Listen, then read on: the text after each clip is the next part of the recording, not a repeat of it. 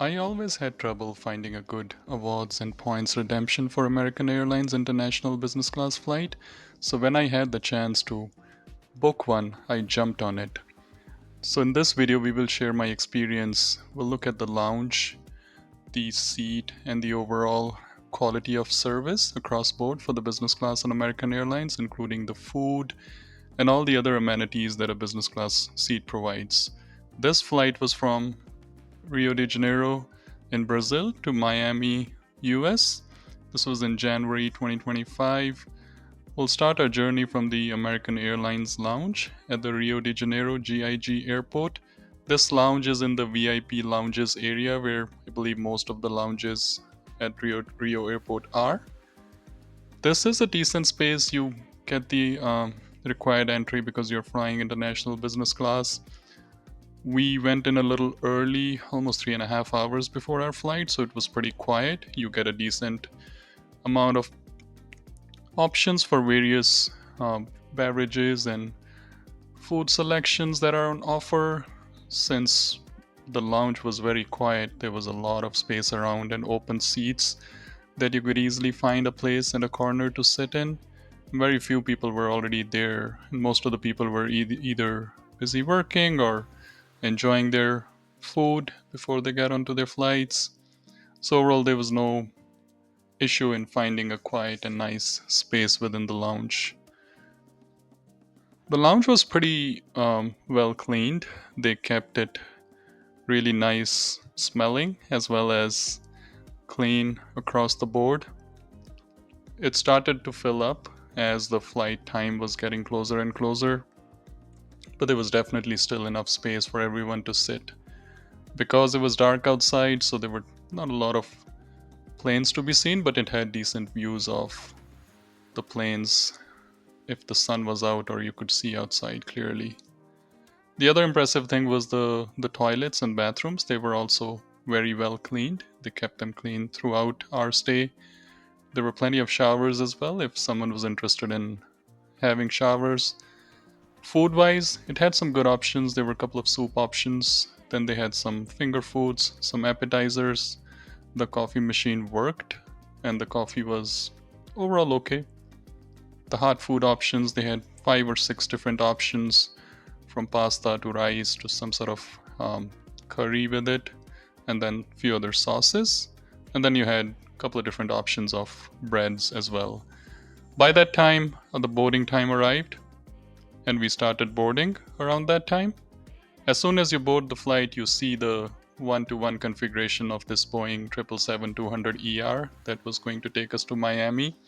This is not the most recently furbished seat in their 787s that just started this year, but this was still pretty fairly modern seat and definitely not their older or the oldest configuration in business class seats.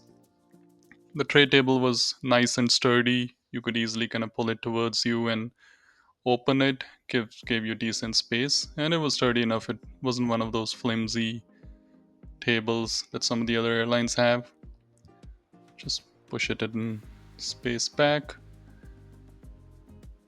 My wife and I, we were seated in the 2 middle seats, so we obviously didn't have any views of the window, but we had enough space to us. And this does provide some sort of privacy. You definitely don't make any eye contact to your neighbors to your left who are sitting on the window seat.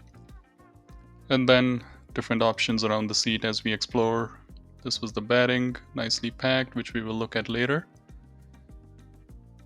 A bottle of water was waiting on the seat itself. The Amenity Kit, which we will be looking at in detail. I like this handy pouch that the Amenity Kit came with. And then the menu was also waiting on the seat. This was the literature, small reading light at the back of the seat or on the side of the seat. And then the usual bells and whistles. This was a nice space right under the armrest to put some of your stuff in. Could easily fit a cell phone. And just having another quick look around the seat. The screen was pretty crisp and clear, looked modern, not one of those old screens. This was another handy space in the middle of the two seats. Here's a quick look at the menu. The menu had some good options overall. The appetizers and the salad options were fixed, but you had some four different options for the mains and then a couple of different options for the desserts. So overall, not a bad menu for an overnight flight. The quality of the paper was decent. It wasn't one of those poorly printed menus, so that was good. Sometimes you get them on American, United, or Delta Airlines as well. And then it also had options for breakfast as well as the other beverages that you can enjoy while you are on this flight.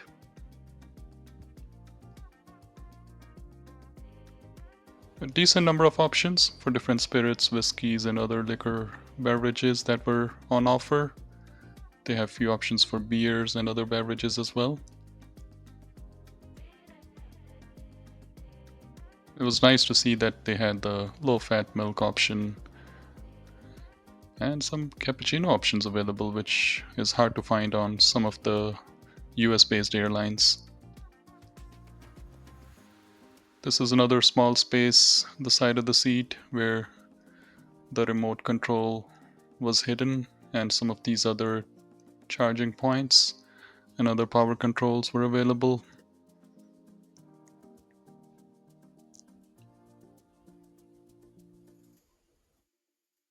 Here's a quick look at the amenity kit that was offered. Again, I like the quality of the bag, and it's a nice, almost like a shaving kit that I've been using after the flight without any of the amenities inside. This was a typical amenity kit that we see on business class flights with this eye mask, which was okay quality overall. A few other things inside the kit.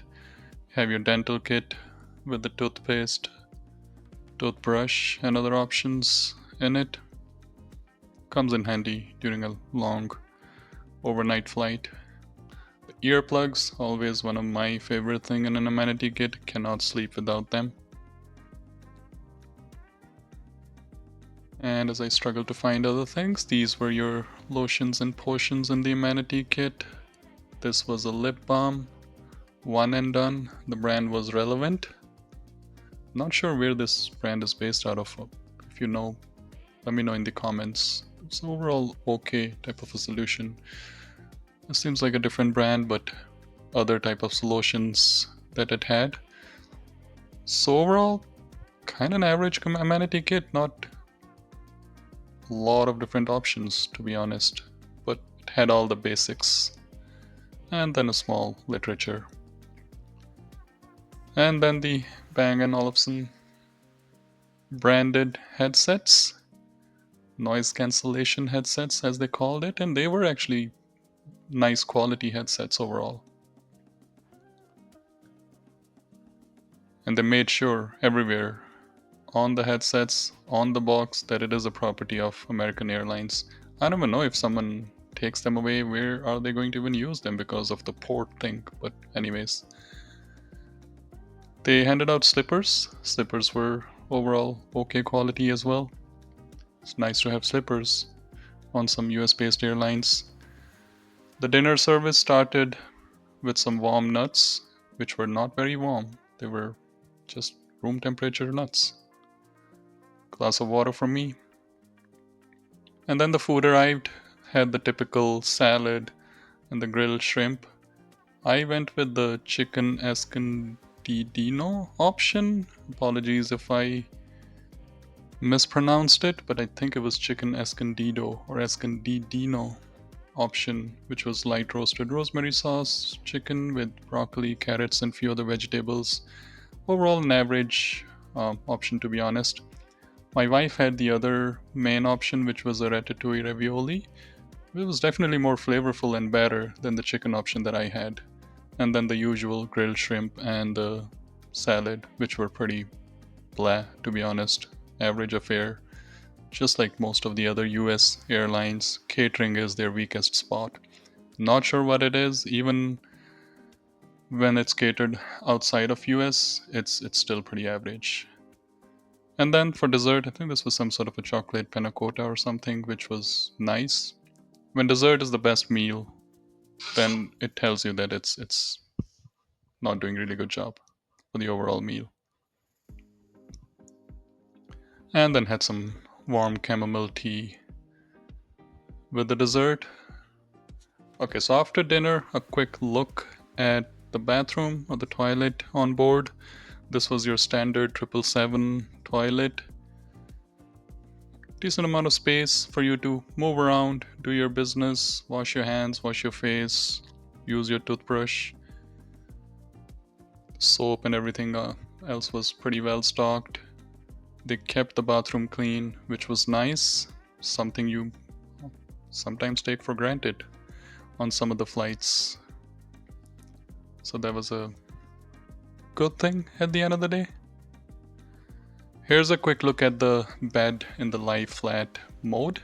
This was a comfortable bed overall. I would give it and ranking pretty close to the United Polaris bed. I think of all the US based airlines, United Polaris is my favorite bed for whatever reason, just because it's comfort level.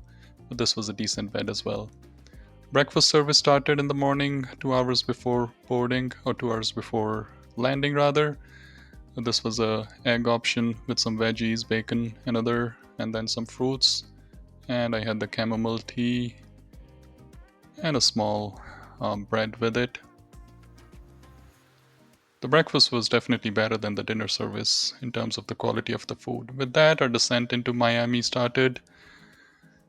As we conclude the flight, I think it was overall a decent flight. I would put it pretty close to United in terms of the seat and the other services that were offered. The crew was okay overall as well. I ended up spending around 50,000 Alaska Airlines miles, along with 70 to 80 US dollars in taxes and fees. If I get the option again, I would definitely jump on this option since this was overall pretty good deal considering the number of miles I had spent. Have you ever taken American Airlines transatlantic or international business class, and how was your experience? Share your thoughts, and thanks for watching.